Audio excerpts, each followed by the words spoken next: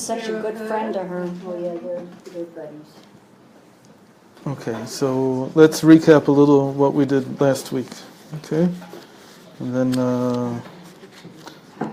and it all started because somebody said that we don't talk enough about the good things. So we have to talk more about the good things. So In which context? marriage. So we said that the main thing that makes marriage paradise is how the couple speak to each other. Mm-hmm. And that really, when you talk about marital counseling, that's the main thing that has to be affected and changed.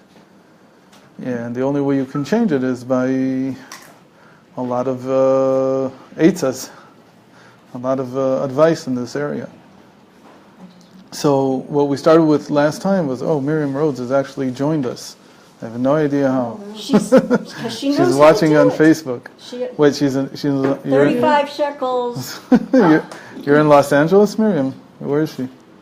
She's in Los Angeles now? Where is her? Anyway, Nobody knows. Miriam, write us. Tell us where you're from. Anyway, so a lot of advice about how to change the way that you see your spouse and therefore how you speak. But really, for things to affect us, we said, in the end, it all has to do with how we see ourselves and how we see our place. It's not even so much how I see my spouse as much as how I see myself. And therefore, we said that the main place that we have any type of possible change in a person's character is in the context of marriage.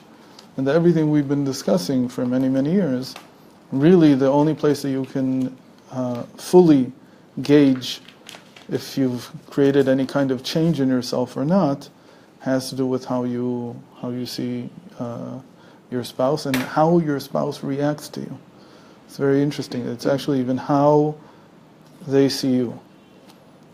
And I know this is very difficult, especially for the women, so we don't usually say this to the women, we usually say this to the men.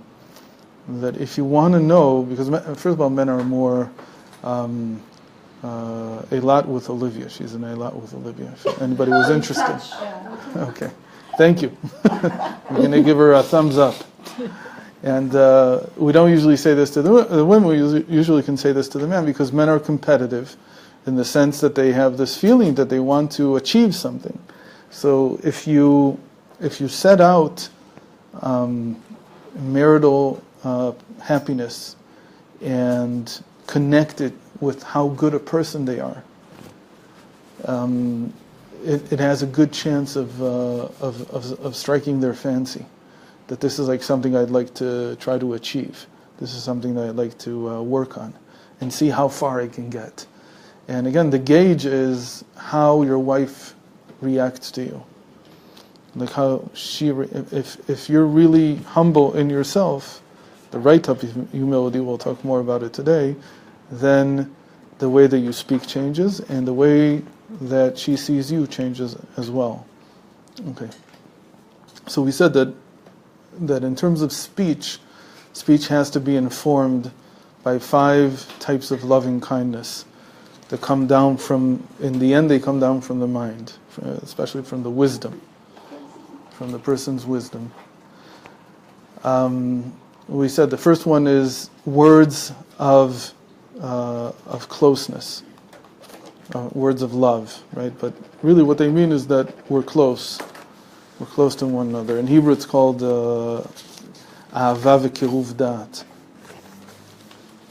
Ahava is love, and kiruv da'at is a sharing of consciousness, that we're together. And we said that after there's a lot of words of love and kiruv da'at and this sharing of consciousness, there can come also words that come from the gvura of chesed, and they relate to what you have to call in the end is a certain type of criticism. What we said last time is that if you forget about the criticism, it's the best. Meaning that if you give so many words of love as a and then you forget what you want to say, so that's the best type of criticism. Because there's nothing that awakens somebody more than that. But if you do have to come to criticism, there is such a thing. So it has to come on the heels of a lot of feeling that we're one, that I'm not trying to I've always had this problem. I have to tell you about this. I heard this so many times, and it shocked me when I heard this. I heard men say, "I married your mother," not to me. It's a famous story even. "I married your mother, but you should not marry this girl you're going out with because your mother didn't want to change me. And this girl, she wants to change you. She doesn't accept you." So why was I shocked by this? On the face of it, he's right. On the other hand is, what did you come into marriage for? Like you came just in so that you're not alone? Or you believe that there's something deeper going on? So there's ways to change, that I agree. If you want somebody to change, and it would be almost like saying that I can't handle any kind of criticism at work, and therefore I'm forever bound to make the same mistakes because nobody can ever tell me anything. Of course you want to change. Of course you want to become better and stay the same. And what do you mean by change? My preferences, whether I like chocolate ice cream or vanilla ice cream, that I've never heard of anybody who cares. You're really talking about how a person acts. You're saying, she doesn't like the type of hat you're wearing. It's kind of strange. I find it hard to believe that somebody would that somebody who wanted to get married would insist on something like that in the first place. So maybe I'm like out of it, but it seemed like one of the strangest things to say. What do you mean? Why would you not want to change? Every person wants to change. Every person wants to get better than what he was before. So this whole idea of that I got into marriage and don't ever change me. I'm perfect the way I am. Obviously, it's not true. The only problem is that the criticism is brought about in such a way that really what I feel is that there's somebody here who's against me, and that there's no love and compassion before, and so therefore it comes on a bed of nails, and so you can't hear it. So all you hear is it's just criticism. But if you understand it properly, both sides understand things properly. So of course I want to change, and I don't know. I hope speaking for myself, I've hoped over the years that my wife has found it easier and easier to give me the criticism, and not harder. Like that, I'm more open to it because first of all, I know where it doesn't work. Sometimes I say, we've been through this. I'm trying to change it, but it hasn't happened yet. But I know you're right. So that's where it ends. I was convinced of it before I got married because I learned from the Rav. But I said, between understanding something and actually acting that way, there's a huge difference. Just in the years that we've seen. Yeah. Maybe. Absolutely. Yeah. So now I get all this, and now I do it all just so that everybody knows. I do it only for the money. There's no right. Remember that cheer, a very, very important cheer that we learned once. I do it only for the money. That's it. That's my scapegoat. I need the money. That's it. So after the criticism, we said that there are the words of praise. And we started out last time, and we looked at the three things that a man has to provide for his wife. But we said that just the same, even though it's not something that the woman is required to provide for her husband, the praise goes both ways. Okay? And we said that the three types of responsibilities, the three things that the man is responsible for, are conjugal rights and clothing and food, right? Conjugal rights is a nicer way of saying the physical relationship. And we said that they go in this order. meaning that almost always you have to take care of the physical first, and within the physical aspect. So what does it mean to praise in a way that corresponds to the physical relationship? It's to praise beauty, physical beauty.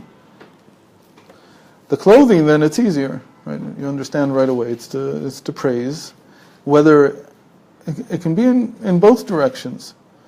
But of course, you hope that it would be the tznius, right? That tznius is beautiful, right? That it's more beautiful than anything else, and that it takes a long time for a lot of women to understand this, or so I'm told. My wife tells me that it's sold to women that how you look, meaning if you present yourself attractively, that is how you'll succeed. There's this equation in people's head, in women's head, as they grow up even in a frum society today, that your success depends on what you look like. And you have to be able to translate that in some way to your success does depend on what you look like. You're right. And you are worth as much as you're willing to give. Okay? In reverse value.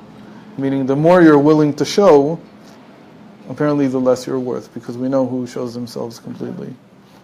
And the lesser you're willing to show, and the more you're building on the beauty that comes out through how you present yourself. Like a friend of mine, Sarah Esther Crisp, she once wrote on Facebook, she had to figure out a way how to say it, that she was off to some conference, and I guess from women have to find a way to say this. What does it mean that I looked attractive? She couldn't say that, she couldn't write it. So she said, I felt put together. It's like it's a different way of saying the same thing, but it doesn't radiate this feeling of that I'm trying to gain your attention, but rather that I know who I am and I know how to present myself, and that's where it lies. Okay? But the husband has to praise this. He has to praise it anyway, because. And like I said, it's unfortunately one of the things that most men don't do. I don't know why. It's so easy. it's just right in front of you. Why miss it? Why miss any opportunity to do it? It's right there. And then there's the food part, and the food part is what we call taking care of the house, right? The husband is responsible for sustenance. So sustenance here also goes in the other direction. What would it mean? It means praising everything that has to do with the children, with the house. Is like, there could be a woman who doesn't lift her finger because they have help from morning to night. But then the husband doesn't understand that it's very hard to let somebody else do things for you.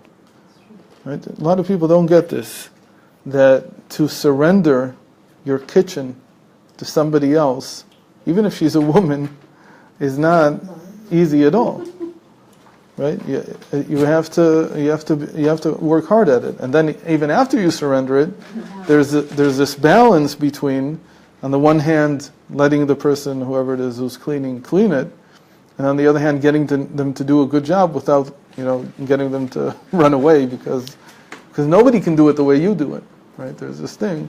I go crazy about this at home, that every time we have help, in the end I go up and I clean up again.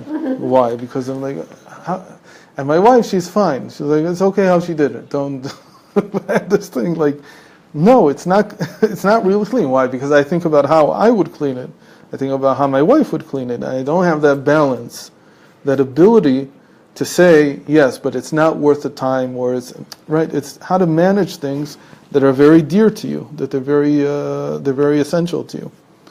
So there's a lot to praise there. And I'm sure that everybody can go on in different directions with more ideas that have to do with this. certainly, the number one thing, of course, when there's children at home is how they're taken care of. And people really don't appreciate, like, we're getting out of the age where we have little kids, but I still remember it vividly enough to remember what a impossible task it is. And it doesn't matter if you have 4 or 6 or 10. Maybe with 10 it gets easier. But with any number of toddlers and youngsters, you've got your hands full all the time. And the husband who goes out doesn't really see that. Of course, it also works in the other direction, except that you would say that maybe men are not so interested in their physical appearance, but it's not true. It's not true at all. With a man, maybe you can't talk about physical appearance, but you can certainly talk about how they dress, right? That's certainly part of it, and hopefully there's something to talk about. Not always, but more importantly, there's the last part, which is very important, which is praising the work, praising the physical labor that they do, whatever it is that they do, and praising it, and most importantly, in both cases, it's encouraging it, saying that you'll be successful. They continue, even if you haven't been successful until now, you will be. Okay. All these are just the physical aspects, and they go both ways. When we come into the spiritual, all of them go both ways. So the spiritual, we said, first of all, this follows the Baal Shem Tov's principle, which is it's almost a hard principle, almost like there's no other option. Sometimes there is another option, but it's very rare. The rule of thumb is that you first do something for somebody in the physical realm, and then you do something for them in the spiritual realm, or in the psychological realm. You can't really convince somebody that you're not doing something empty, you're not giving empty praise, unless you first of all touch upon the physical. So one might say that it would not be a bad idea before giving praise to do something.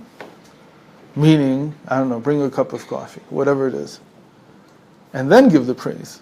Why? Because then it gives it a lot more concrete standing.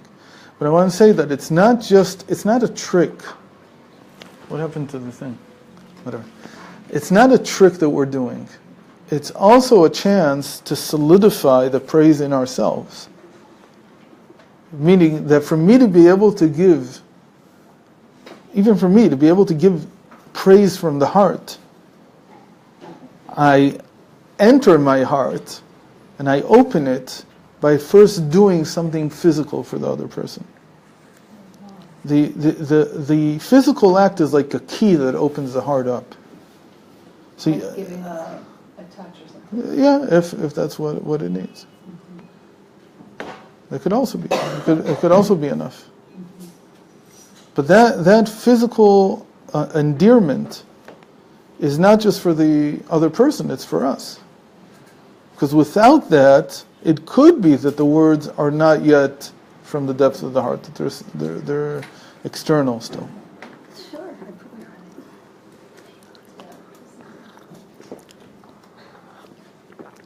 What does it look like in terms of the spiritual? So I think we started last time that the spiritual praise that corresponds to conjugal rights, we mentioned a little bit of it in the physical sense before, but here it's much more. It's the spiritual level of the children. It's what type of children they are. It's almost like every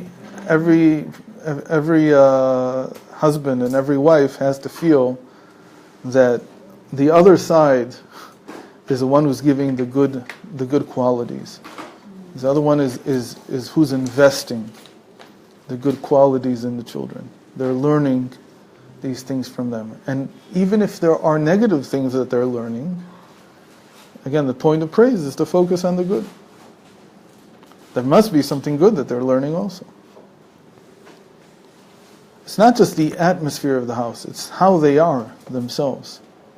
right? What kind of people they're becoming. Or even, without getting too lost in this idea, I'll explain what I mean in a moment, but even that, whatever good qualities this child has, they got from your side of the family. But to be careful with that, because I think I talked about this once. I explained it as something that my wife and I went through, had to have Chaim Nativ help us with. That we got too bogged down into looking at our children and seeing that they're just like a copy paste from the previous generation, and that's not true. Every person is a different individual, but there are certain traits, especially the good traits, that are handed down. How do I know that they're handed down? Because it says that in order to have a negative trait like your parents, you have to work hard. The Torah says. It says you have to work hard. The effect from the previous generation is very little. So much so that it only goes down for 4 generations. Like if there is any effect, it's minuscule, and after 4 generations, it's gone completely, and then it's a whole new ballgame entirely. Meaning, people don't hold on to negative character traits from beyond their great grandparents, because that's the most that it can go down. Good. No, negative. The negative is only 4 generations, meaning that it's weak. It's weak. It doesn't hold on. But good character traits, they last for 1,000 generations. Wow. They have tremendous impact. Tremendous impact. Is that because the good is stronger? Because the good, that's where we learn that midat tova midat puranut. That's where we learn that from. That the good has, if you want, this is the tikkun, in a certain sense, of Darwin's survival of the fittest. Because really it's survival of the goodest. Whatever is really good, that survives. And survives in many ways. And sometimes it survives as a story about a grandparent. Sometimes it survives as actually meeting them. And sometimes it's just plain spiritual that it goes through. But to be able to attribute it to my spouse, that's a very important element of praise. Yeah. How do we justify that we're on the back of giants? This is called before in this class. It's about Torah. It's about Torah. It's not about character traits. Okay. So that's the conjugal rights. The clothing is what we call our spouse's character. It itself, the character itself, how it is in them. Thought, speech, That I'm action, so... or does it mean thought, speech, action in this case? Or? It's a little bit different. It's not. It's a little bit. There's some connection, but it's not. It would take like a whole class to fully capture it, like what this corresponds to. But simply, it corresponds to the fact that clothing, in this case, is like how I present myself externally, and my character is how I am internally, how I present myself internally. So that requires a lot of praise. And again, it requires ignoring the negative. You can't focus on the negative here, you have to focus on the positive. And finally, is what I think we mentioned it to some extent, I think last week somehow. I don't remember how. But the acts of generosity, they correspond to the responsibility for food, for livelihood. So when you praise that in your spouse, it's the acts of generosity. And we said, I think we mentioned last week, because we said that food is very strongly related to, especially to women. Because all the stories in the Gemara that somebody was very, like especially, I remember why we learned it 2 weeks ago at Malia's. Because we learned the story about Rabbi Tarfon, about Nachum Ish Gamzu. We may have mentioned it here that at the end of his life he was stricken and so on. And he said it was all because I didn't give somebody food immediately, and I wanted to give them money. So by the time I gave them money, they died. So this whole thing of acts of generosity being directly giving somebody the ability to sustain themselves, and an act of generosity doesn't have to be giving food. It's also, this is one thing that is not understood properly by men a lot of times, is that the reason that when your wife comes home from work, she gets on the phone and she seems to never get off, is because those are acts of generosity. It's helping somebody else. The fact that that especially women, like Chazal say, women have 10 measures of speech came down, or sikha is not actually speech, it's conversation. Okay? 10 measures of conversation came down to the world, the women took 9. What does it mean? So people see it as like, that's the effect. No, that's the cause. It's a cause, it's not an effect. It's a cause, meaning that if you have more measures of conversation in you, if you don't fulfill it, you feel empty. You have to converse in order to fulfill your basic needs. That's what it means, the 9 measures of conversation came down to women. Men don't have, they can speak, it's not that they can't have a conversation, but it's not fulfilling in the same way. It's not essential, it's not existential even. But for a woman, that's existential. So it's one of the things that, until you don't have it, maybe you don't know it, but women that don't have these, 2-hour long conversations every day on the phone are much less prone to depression. Are more prone to depression. Because the fact that you're not in it alone, the fact that there's somebody else that takes interest in you, especially if it's not you who calls, but even if you do call, and the other side is willing to spend the time with you, that itself is a tremendous boost to one's well-being. And so it's necessary. You have to actually encourage it. So that's why newly married women, and then until they're, as long as they can, they continue calling their mother up and discussing everything. It's not because, it's the fact that somebody else takes interest in me. So that's an act of generosity, even though you would think that maybe this is like some kind of waste of, it used to be that the phone company used to charge by the minute. So that's over now, so thank God. Depends what happens with it. But it's an act of, you can use it as mamish generosity. Okay.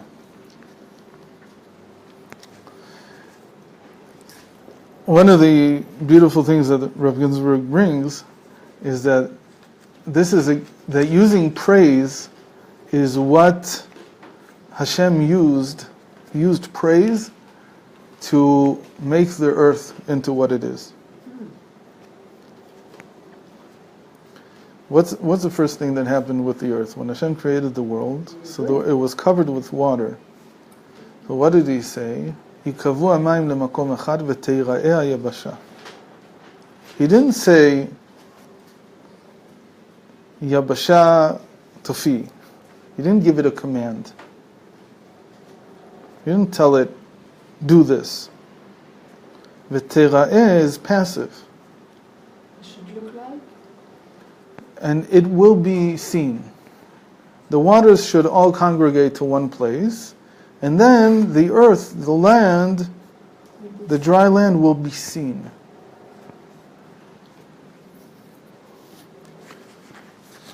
So how can we understand this statement? Why is he saying it this way? Give the Yabasha a chance. Okay. It's all covered. So move to the side. I want you to be seen. That's like the physical praise. That's the praise of what you look like. Simply put. It's what you're like. You should be seen. There's nothing wrong with it. So I want you to be seen. Okay? And that itself caused the earth to appear. Now it appeared. So now he says another thing. He says, we're not done yet. This was in the second day. And the third day he already says, the earth should be covered with vegetation, right, with grasses. So what is that like? That's not just praise that you should be seen. That's already clothing. That's how you should be clothed. And the final stage that he gives, he says, "Totzea haaretz, totzea etz pri, oseh pri lemino." That the earth should bring out. Again, it's not a command per se. It's like a passive description. The earth should bring out. And by doing it that way, the earth came to its full fruition. It's all in order to bring out the inherent power, faculty of giving birth. Because what are the trees, what are they for? For trees that make fruit that has seed in it. So whether it be children, or whether it be, and this is the thing that always has to be in people's mind, even after childbearing age, is that all the good deeds that we do, they're the seeds. The children are just one form, maybe the greatest form, but just one form of seed that we produce in the world. But there's seed all the time. And you're always using the seed that's passing from the husband to the wife and from the wife to the husband in order to create offspring. And the offspring are sometimes acts of generosity, or the education of the children. The relationship, this everybody knows, that the relationship between the parents affects the children. That's how they grow up. It depends on how the parents are. The amazing thing is, again, that Chazal already built it for us. Again, they just read the Chumash. They didn't do anything special, as it were. They just read what it says. But they said it goes both ways. Why? Because the man has seed and the woman has seed. How do I know that she has seed? Where do I get this idea from? Because it says, Isha ki tazriya v'yalda zachar. So the sages say, what do you mean? It's not that she also has seed. If you're talking physically, so we can have a long discussion what that means. But if you're talking spiritually, there's no question that just as much as the man can give strength to his wife, so the wife can give strength to her husband. In both ways. They both inseminate each other with encouragement and goodness. And when they do that, so the offspring is how much they can do in the world. So if you have a home where it seems that nothing's really happening, or let's say something very simple, my husband, the Rav gets a lot of these questions. I became a Baal Tshuva, and my husband, he doesn't want to hear from anything. So should I leave him? So the answer is, of course not. What do you mean doesn't want to hear from anything? You have to encourage him. What do you have to encourage him? Slowly, bit by bit, in the same way that you encourage a child. But if you encourage, if you give positive feedback, if you give, for instance, there's so many things that he does already, whether he knows it or not. And even if he does a little thing more than what he used to do, so that's already worthy of all the praise in the world, because it's a complete change. That praise is like the seed that we give from one to another. So like I said, you do something physical first to ensure that you're saying it from your heart, that you're not saying it from somewhere else. Okay. Now I want to get into a little bit deeper, what we've done so far. And I want to talk about humility. Really, humility in the end is the necessary ingredient to make all this happen. Why? Because without humility, a person feels entitled. We talked about this a lot. What we didn't discuss enough, even when we're back in Torah Nefesh, is the difference between humility and lowliness. Okay? I think we talked about it a little, but definitely not enough. There has to be a lot more understanding of this concept. So the short of it is that lowliness is about my negative qualities, and humility is about my positive qualities. That's the short. If you didn't hear the sentence until now, so this class is worth it just for that sentence. If you knew this already, so we did a good job. But that's the basic difference between them. Okay? Does this make sense to everybody? Like you're familiar with it. Good. So lowliness says that, and we talked about this last week, that we both, as a couple, certainly each one of us individually, have a state of submission before Hashem. Lowliness has to do with my relationship with God. What is my relationship with God? What is it based on? It has to be based on distance. It cannot be based on anything else. Not my best friend. Could be he's my best friend. He is my best friend, but I don't deserve it. It's my father also, but it's distance. There's a tremendous amount of respect, of awe.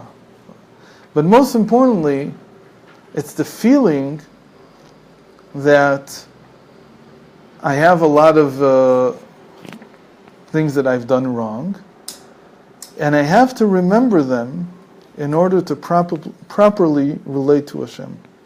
That He really doesn't owe me anything.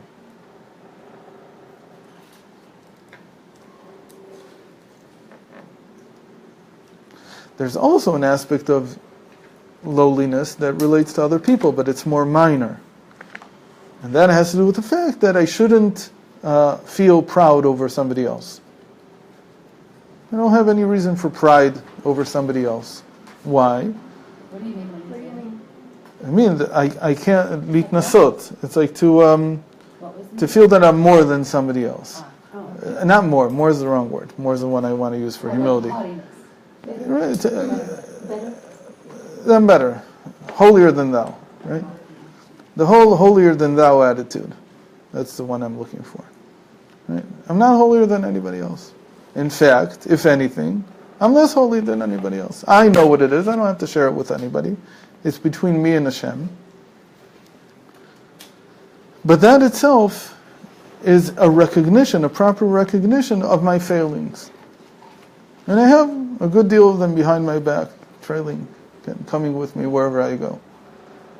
That's, of course, lowliness, and we've stressed this 1,000 times, has nothing to do with poor self-image. It only has to do with recognizing the truth. That's all. It comes to Moshe Rabbeinu didn't have anything wrong with him, so he's not exactly lowly. But David HaMelech has. David HaMelech has something that at least he considers to be a terrible sin, and he carries that around with him all the time. Chatati nagdi tamid. It's in front of him all the time. And because of that, he is unwilling to act with pride. He knows his place. It's a very interesting thing that I read this Shabbos. That this is a modern interpretation. I still have to think about how it works with the actual text. But that one of the things that Yirmiyahu, that the prophet Yirmiyahu came to do, was to try to prevent Yoshiyahu from acting like a big shot. What does it mean to act like a big shot? As a king. His feeling was, he was recorded by the two by Babylon at the time, because they were against the Aram, the kingdom to the north, the empire to the north. They were replacing them at that time, and they courted him because they wanted him as part of their coalition against Aram. And Yoshiyahu fell for it. In the end, what it led to was the destruction of Yerushalayim. Why did he fall for it? Yirmiyahu kept telling him, you're playing with children that are bigger than you. You don't understand their quarrel. And they're using you. They're taking advantage of you, and when they don't need you anymore, they'll throw you away. But he felt, this is what pride does to somebody. Pride does that he feels that I'm big. I'm just as big as they are. Which is not true at all, not even close. But that's what it means to have pride, that I belong in this great place. What do you mean you belong to this? You're much smaller. You're nothing like them. Don't involve yourself in these things. So it's one possible explanation of what it means not to have pride over others. It's like to understand that you can't play ball with the big boys yet. You're not there. David knew that, and Shlomo knew that. They were the two kings that knew this. They didn't have pride in that sense, and they didn't get the kingdom involved in bigger topics or subjects or issues, geopolitical issues that they couldn't handle. And by the way, when you watch today what Israel is doing, it's very scary, because in some ways it's like trying to act a lot bigger than your size. And it's a question whether you really are or aren't. The Torah says you should act a lot bigger than your size when it comes to your service of God. About that you should have pride. Mr. Pope, very nice, you're nothing next to us. Everything that Christian theology has achieved in 2,000 years is something that a first grader in the Jewish world understands already. So don't come to me with all your big words. Because in terms of religion, the church is nothing compared to us. In terms of religion, lie, not lie, doesn't even matter. There's mistakes in it. Mistakes that we didn't even fall into, let alone that we don't have. Turns out that's pride that's permitted. But don't be prideful when it comes to how powerful you are. Don't be prideful in terms of why? Because how do you refrain from being prideful in this sense? That you remember all the failings that you've had. You have to keep them close to you. Chatati negdi tamid. You have to remember that this is, who said that you belong in these high places? And again, They say about Nasser, I'm not saying good about him, but after 67, he kept playing in front of him the videos of the mistakes that they made in order to... Mistakes his people made? Yes. There's a lot of that going around also with Europe, and not the only place. Right. In any case, but let me get back to the topic. The topic is that lowliness is needed for you to feed your relationship with Hashem. That my relationship with Hashem has to always be based on this feeling of shortcoming. Where did I do wrong? I have to remember that I'm very distant from Hashem. It's not a negative thing, it's a positive thing. Right? Because we said, first of all, if I feel the loneliness, then Hashem responds with compassion. That's the main thing. But beyond that, if a person already feels close to Hashem, like Rabbi Elimelech says, so he's the furthest. Because what are you making Hashem into? Something that you can grasp. And so you're not serving Hashem, you're serving a figment of your imagination. You're serving really yourself. If you feel close to Hashem, that is letting down your guard in terms of your divine service. The moment that you feel that you've got it, that's when you lost it. It has to always feel that I'm hungry for more. Why am I hungry for more? Because I'm very far away. I'm very distant. That's the cornerstone of serving Hashem with my animal soul. That's what my animal soul is supposed to give me. Okay? And in terms of serving Hashem even more than that, it's called submission. That the thing that the animal soul is good in is to be submissive. That's why a Jew has an animal soul that's like an ox, or like a sheep, or like a goat. That it can be domesticated. And once it's domesticated, it can serve Hashem. It's submissive to Hashem. That's achna. So there we have shiflut and achna, lowliness and submission. These are the animals that can be brought as a korban. Right. They're the domestic. And even if you're not a one of these, you're one of the 7 kosher animals, the other kosher animals. So they also have some kind of domesticated nature to them. They can't be brought as a korban, but they're also domesticatable in some way.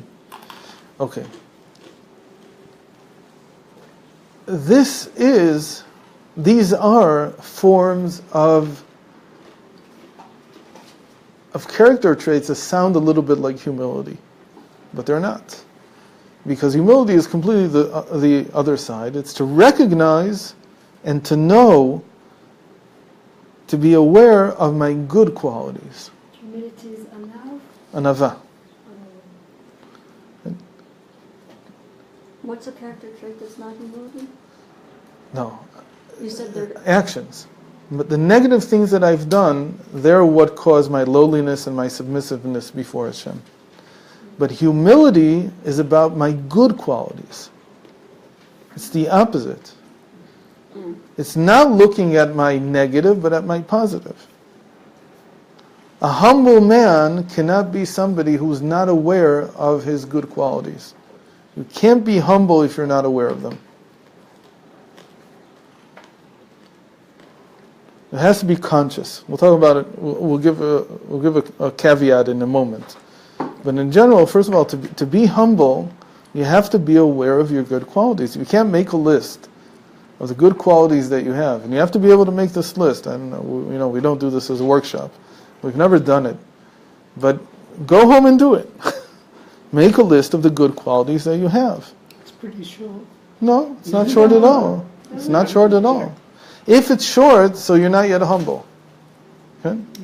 Let's use it a moment, even though it was a joke.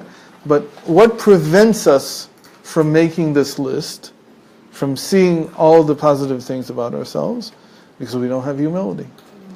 It feeds itself. The more humility you have, the more you can look at your good qualities. The more you look at your good qualities, the more humility you can have. What does humility then mean? Humility is already what we can call a calculated reason.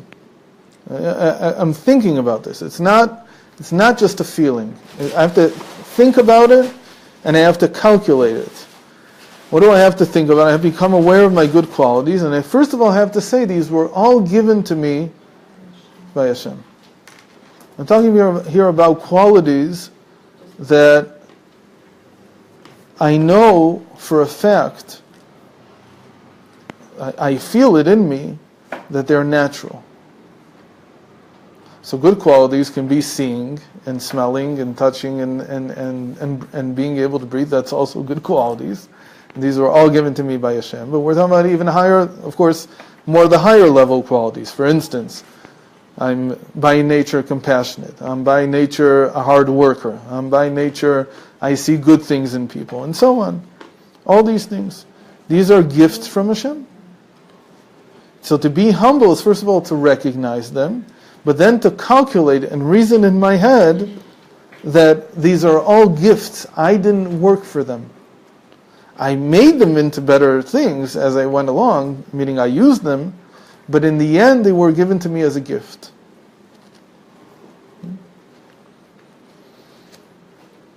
So humility is not a trait that can be natural. That's basically what it's saying. on the face of it, it's not a natural trait. Oh, so It's It's not first something nature. that comes, right, it's something that comes out of contemplation. You don't become humble just because Hashem created you humble. We'll say a caveat in a moment. But in general, for regular people, being humble requires contemplation. And it requires, the more you spend time on it, the more you understand, the more you go through the argument, the more humble you become. And the argument is, I didn't create myself, I didn't give myself these traits.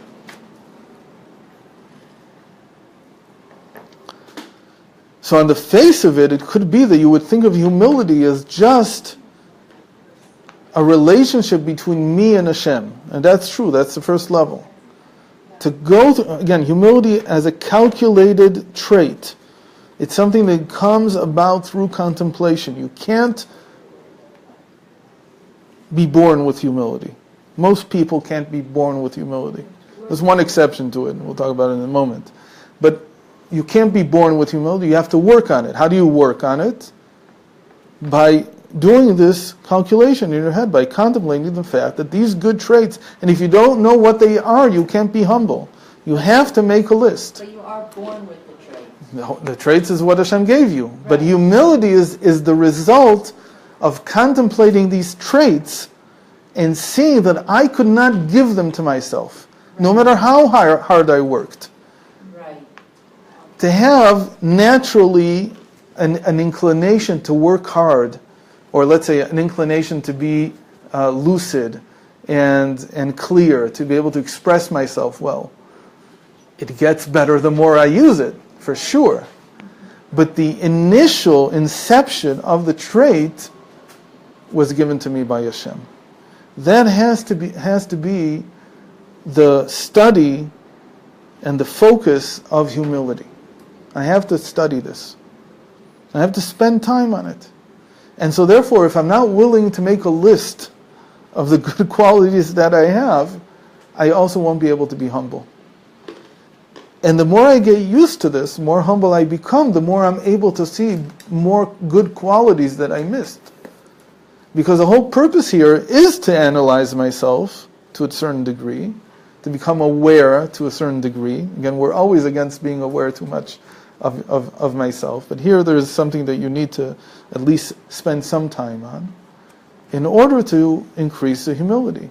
So at first it sounds like this is between me and God, but the calculation, if I do it well, I come to the second part of it. There's a second part to this contemplation. And this second part is just as important as the first part. The second part says that if somebody else would have been given the same natural traits, they would have developed them far more than I have. Okay? That's a second part of the calculation. Now, there's a difference between the first part and the second part. The first part, every person can do. The second part, which is to imagine that somebody else would have had the same traits, they would have done more with them, that already requires a certain gift from Hashem. And that's called natural humility. There is such a concept as natural humility. But the natural humility only comes to play in the second stage. It's also a gift. And that's a gift also. It's called anav be'etzim. And it's incredible that this is a trait that we describe Hashem with. It says about, the Gemara says in Masechet Megillah, that when we look at Hashem, we see that in the place of His greatness, that's where we find His humility. So on the face of it, it's a little difficult to understand. What do you mean, in the place of His greatness, that's where you find His humility? So the simple explanation would be that Hashem is doing the same thing. Okay? He's saying to Himself, okay, all the greatness that I have, who gave it to me? Myself. I didn't do it. It's just how I am. Okay? It was given to me by Hashem. It's like, it's me. So he becomes humble. Says, it's not my doing. Nah, you can't say that. Hashem doesn't calculate. It's not shaykh. a strange. That would be any way you try to understand this statement with contemplation in some way doesn't make sense. What do you mean? He did something great, so now he's humble about it. What do you mean you're humble? You did it. You can't say, I got it from somewhere else. It's not like a human being, right? So the whole contemplation part doesn't really work in that statement. So because of that, in Chassidus it's explained that there it's talking about the etzem ha'anava, which is something else entirely. Etzem ha'anava, it's like the essence of humility, which is not a product of contemplation. It just is, right? It's just the etzem. It's how Hashem is anav. It doesn't come about as part of a thought process. It's not something that develops because I contemplate it. It just is. The interesting thing is that once you have etzem ha'anava, you can do greater calculations about humility than you could before. But it itself is not a calculation. I'll give it. So who had this? Moshe Rabbeinu. Says most Moshe Rabbeinu had this. That it's etzem ha'anava. He's anav be'etzem, and that's what it means. Aish Moshe anav mikol adam asher pnei adama. And what is the measure? How do you know if a person has etzem ha'anava? It's not that he was the only one, but in principle he's the exemplar. How can you know if somebody? How can I know about myself whether I have etzem ha'anava? It's whether I'm capable of looking at somebody else and doing that cheshbon, doing that calculation, that if they would have had my good qualities, they would have done with them much more than I can. Meaning, that's a product of etzem ha'anava. I'll say it another way.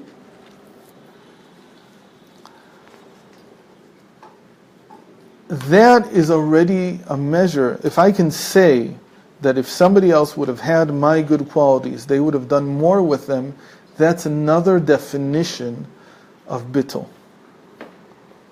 It's another definition of what it means to be selfless. Why is it so difficult for me to say that about somebody else? What's missing in my thought process?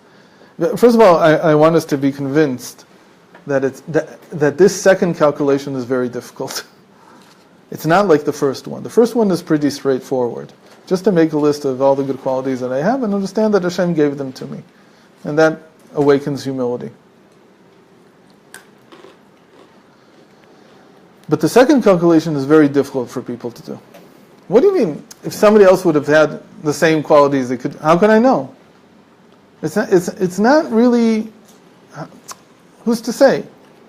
How would you know that somebody else would have had more ability if they would have Because you have shortcomings. So maybe you can tie it back to that, one possibility. But here, it's almost like I see it right away in them. Well, first of all, you have to endow them with the qualities. Sorry? First of all, by doing in that exercise, you have to endow them. Right. Give them those qualities. Right. So it's a very difficult thing to do. It's almost like even to imagine what does that look like.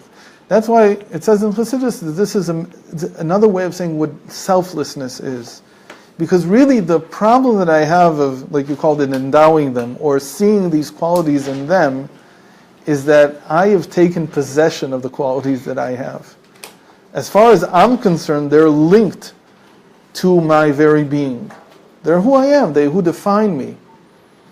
They are exactly how I'm defined in my own terms, in my own eyes. So for me to give up those qualities and to see it in somebody else requires me to give up myself, the image of myself that I have. Self-image? Self-image, and maybe even self at the level of being. Meaning it's to become mamish one with the other person. And that's what bittul is. And that's what bittul is about. That I don't have a separate self. I mean, I can't do the transfer of these qualities to somebody else unless I have this bittul. Now the amazing thing is that we see that because of that Moshe Rabbeinu does exactly that. What do we see? We saw this in last week's Parsha. Sorry, 2 weeks ago, in Nassau. What happened? That Hashem told him, "Ve'atzalti meruchacha aleim." That he told him to collect 70 elders, and he would endow them with Moshe's spirit. What's the verb that he uses? Ve'atzalti. What is that related to that we know? Atzilut. That's where the source of the word in Hebrew, in the Tanakh, really is. There's no other source in the Chamisha Chumshei Torah. Ve'atzalti meruchacha aleim. And we know Atzilut is Chochmah, is Bittul. Meaning, it's almost like the moment that Moshe looked at them, he looked at these 70 elders and imagined what would it be for them to have the same qualities that I have. At that moment, he ignited them. That's how he did it. He actually, in a way, So- kind of created them. And they became, He like gave them smicha. right? That's what it really means. That if I'm able to be truly selfless, let's say it another way, that's how a shaliach makes a shaliach, really. That's like how the Rebbe worked. That his tremendous bittul created people like him. It allowed him to, if you want, to copy himself. That's amazing. It's not just how I see it, it's a state of being. When I'm in that state and I look at somebody else, I give them from my spirit. Because why is my spirit so clogged up in me? Because I'm selfhood. Can I have a self? I have a separate self. But these good qualities, you don't have to treat them. They're like some a bank account. It's only on my name. It's very fluid. And the moment that I tear down the barrier, that needs an anava be'etzim. You need an anava be'etzim for that. But the moment that you break down that barrier, and that means selflessness, automatically it spills over to everybody who you're looking at. It seems like it's a more passive thing because the Bitul has a non-entity, Right. and that gives a space for people. People feel they can expand because it allows them to expand their inner being. Yeah. It seems a more passive rather than... It could be. I'm thinking of it, the image in my head is more that I tear down the barriers of my selfhood. And that gives to them. And immediately it spills over. It's like there's a dam between me and everybody around me. But the moment that I do, that I begin to entertain in my mind this and contemplate the possibility that somebody else would have been endowed with the same good qualities, that itself tears down the wall between us. Or, l'chilufin, another way is just that I have bittul. I really have selflessness. Like Moshe Rabbeinu says, "V'nachnu ma," that we're nothing. The moment that you're nothing, that's why we say in the end, the Moshe is in every, we don't have any other leader that we say that Moshe is in each, right, that leader is in every one of us. Even David HaMelech, we don't say that he's in me. But Moshe Rabbeinu, he's in me. Moshe is the dat of Kol Yisrael. He's the consciousness of the entire Jewish people.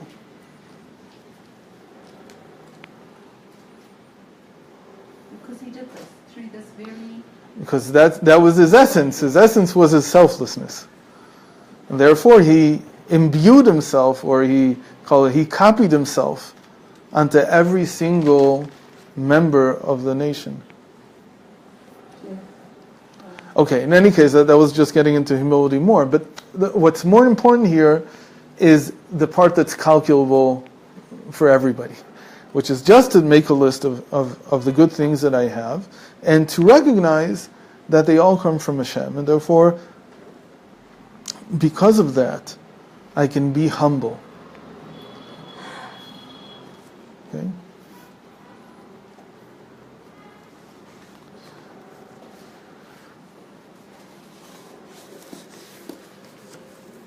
It's a little bit to take in, but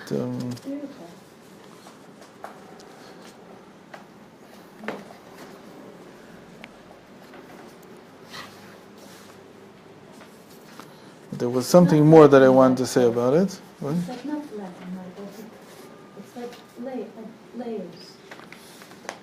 That you can it could come to 1 degrees and steps? Yes or no? Yes, obviously. And I think the key here is that there's, first of all, a tool here. It's a tremendous tool for increasing one's humility. I think that humility, the false humility that people have, is saying, I don't have anything good. Why is that false humility? Because really what it's saying is I want to take credit for everything that I have. So I don't want to put it on the table, because if I put it on the table, maybe I'll have to acknowledge that it's not for me, that I didn't make it. It came from somewhere. So it's better not to discuss it, right? It's almost like the way that the world sees the economy of the psyche is opposite from how it should be. That people see it as, we should discuss the bad and be ashamed of the good. Not ashamed, maybe is the right word, but I should be wary in some way of revealing my goodness. But it's exactly the opposite. That the bad, it's not so important to discuss. It's between you and yourself and Hashem. Nobody has to know exactly what you did or how you did it. It's for you to feel a measure of lowliness. That's what it's for. And when it comes to the good things that you have, not the good things that you did, but the good things that you have, also the good things that you did, but it's a different cheshbon a little, but the good things that you have, that you need to discuss. And the whole trick here is maybe that if you find it hard to do it by yourself, that's what you can do with your spouse, with somebody who's open to it.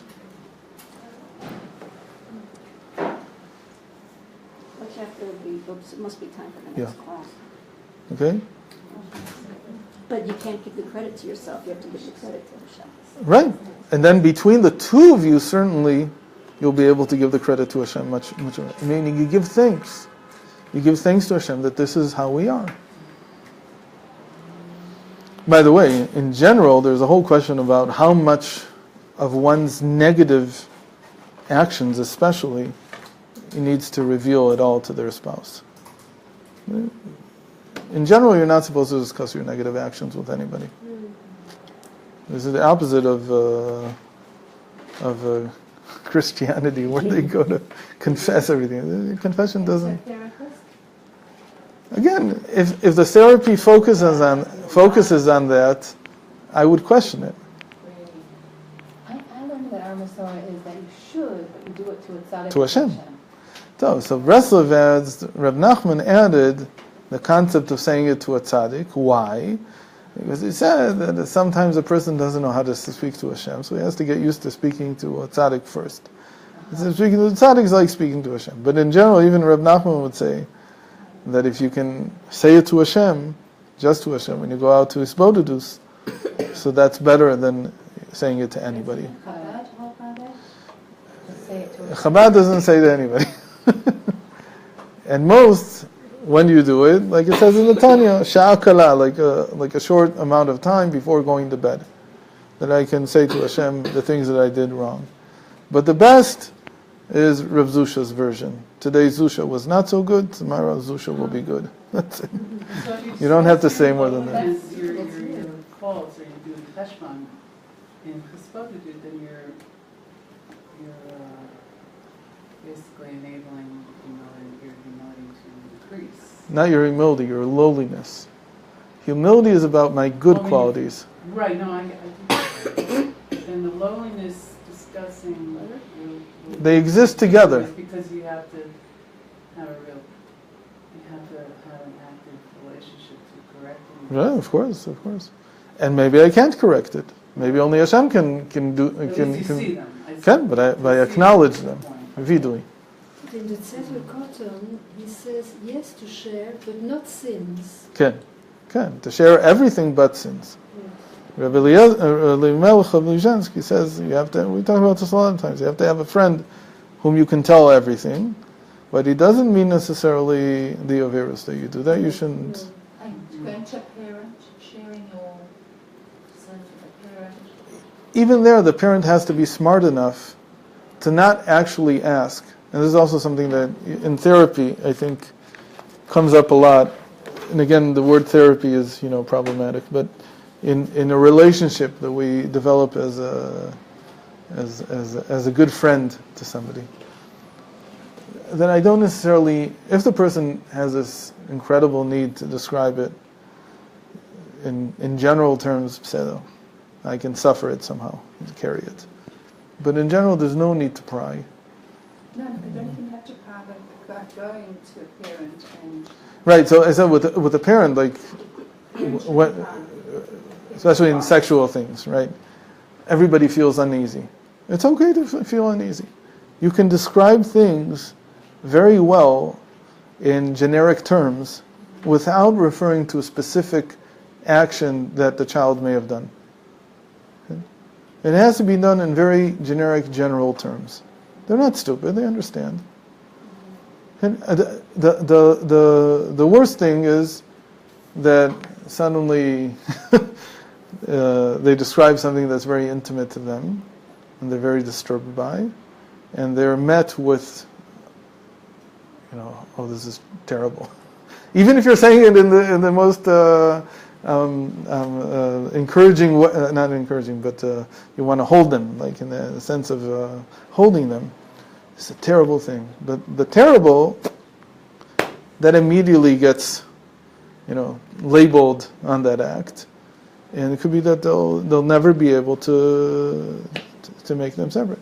Because all the acts in the world also have a positive expression. They also have a positive context in which they're needed.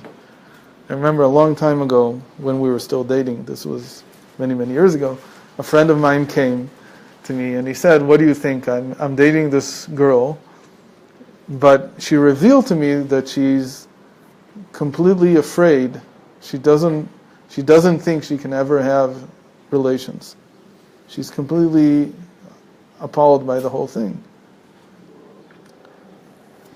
So he was a smart guy, so I asked him, "So do you think she was something happened?" He says, "No, there's something like, I guess, something else." So I said, it's a very difficult thing to get over, because this was a long time ago, I don't know where I knew this from, but once you label it in a certain way, at a young age, it's very hard to free it from that. Negative. It becomes something that has a negative connotation. Say it another way. When it comes to, for instance, there's now this whole thing of even children in preschools. We had a lot of talks about this when Yudis was here, Yudis Friedman. I'll just reiterate it. That it came up again with Rav Ginsburg a little while ago. There's a question. What should you tell little children? I'm talking about 4 or 5, 6-year-olds, like how to protect themselves. So he said in the most general terms, don't ever discuss It's private. private parts. Don't talk about private parts. Don't make it like that. He said, just say that nobody touches you except for Abba and Ima. It's a general statement. Only Abba and Ima can touch you. Don't start making a differentiation between here and there and there. Just in general. That should be that's enough to protect the child. It'll also mean that, right? No teacher should strike the child. The same thing. When they had this ruling in the Supreme Court like a few years ago, they decided that if somebody struck their child, they could take them to court or whatever. So really, they did it to protect children. So there was a big uproar, and especially the frum world was in an uproar. But this is a statement from a long time ago from the Friediger Rebbe, that if you once in your life you have to strike your child, that's the Yotzei Min HaKlal. That's like the one time. There can't be more than that. It doesn't make any sense. Like if you have to do chinuch through violence, even he writes about chinuch in terms of vocal violence, like raising your voice.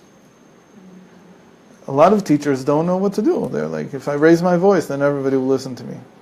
There can be such a thing. The person has a very strong voice, but it's not angry. It's just very dominating.